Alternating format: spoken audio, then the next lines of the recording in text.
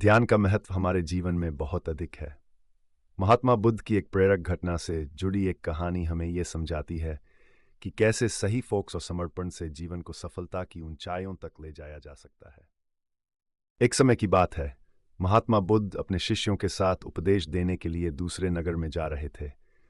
काफी दूर चलने के बाद सभी शिष्य थक गए और उन्होंने फिर महात्मा जी से कहा, गुरुजी, यदि आपकी अनुमति हो तो कहीं रुककर कुछ देर आराम कर लें। वत्स, हम कोई उपयुक्त स्थान ढूंढेंगे और वहीं विश्राम करेंगे, महात्माओं ने कहा। कुछ देर चलने पर उन्हें खेत दिखाई दिया। खेत में एक छोटा लड़का और एक बूढ़ा आदमी जुताई कर रहे थे।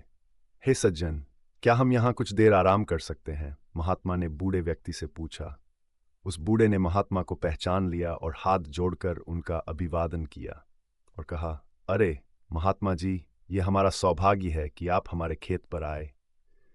तुम वहीं उस पेड़ के नीचे आराम करो, मैं जलपान करने की व्यवस्था कर दूंगा। तब महात्मा जी ने कहा, हे सज्जन, आप अपना काम पूरा करें, हमें कुछ नहीं चाहिए।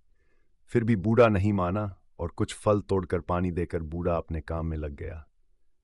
फिर सभी शिष्यों और महात्मा जी ने फल और पानी लिया और सभी वहीं आराम करने लगे। फिर बूढ़ा आदमी अपना काम करता रहा। फिर बूढ़े का पोता काम करते करते थक गया और मन ही मन सोचने लगा कि अभी तो आधा खेत ही जोता है, आधा खेत अभी बाकी है। अब मैं थोड़ा आराम करूंगा और फिर आधा खेत जोतूंगा। ऐसा सोचकर वह एक पेड़ के नीचे जाकर आराम करने लगा। पेड़ की ठंडी हवा से बूढ़े आदमी के पोते की आंखों पर असर पड़ा, लेकिन बूढ़ा आदमी काम करता रहा। फिर जब तक बूढ़े का पोता सोकर उठा, तब तक बूढ़ा पूरा खेत जोत चुका था। वह दृश्य महात्मा जी और उनके शिष्यों ने देखा। तब उनके शिष्य ने महात्मा जी से कहा, हे गुरुजी, इस बूढ़े व्यक्ति ने इतना बूढ़ा होने के बावजूद बिना आराम किए पूरा खेत जोत लिया, और दूसरी ओर आपका पोता इससे छोटा होने के बावजूद भी आधा खेत जोतकर आराम करने गया था। ऐसा उत्साह प्रशंसनीय है। ऐसा उत्साह उन बुजुर्गों में दिखाई दे रहा है। और उसका पोता थकान से विश्राम करने चला गया। हे वत्स, तुम ठीक कह रहे हो, लेकिन ऐसा इसलिए हुआ क्योंकि वह बूढ़ा व्यक्ति केवल खेत जोतने पर ध्यान दे रहा था, शरीर की थकान पर नहीं, महात्मा ने कहा। लड़के का ध्यान खेत जोतने पर नहीं था, बल्कि अपनी थकान पर था। यह हमें सिखाता है कि अपना ध्यान हमेशा लक्ष्य पर रखें, कहीं और नहीं। इतना कहकर महात्मा जी और उनके शिष्यों ने बूढ़े को नमस्कार किया और अपने रास्ते चले गए।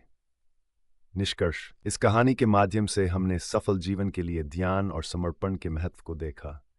यह हमें याद दिलाता है कि अपने लक्ष्यों को प्राप्त करने के लिए हमें समय समय पर आराम करने की आवश्यकता है, लेकिन इसका मतलब ये नहीं है कि हमें अपने काम में आलसी होने की अनुमति है। सही फोकस और समर्पण के साथ हम सभी चुनौतियों का सामना कर सकते हैं और अपने लक्ष्यों को प्राप्त करने में सफल हो सकते हैं।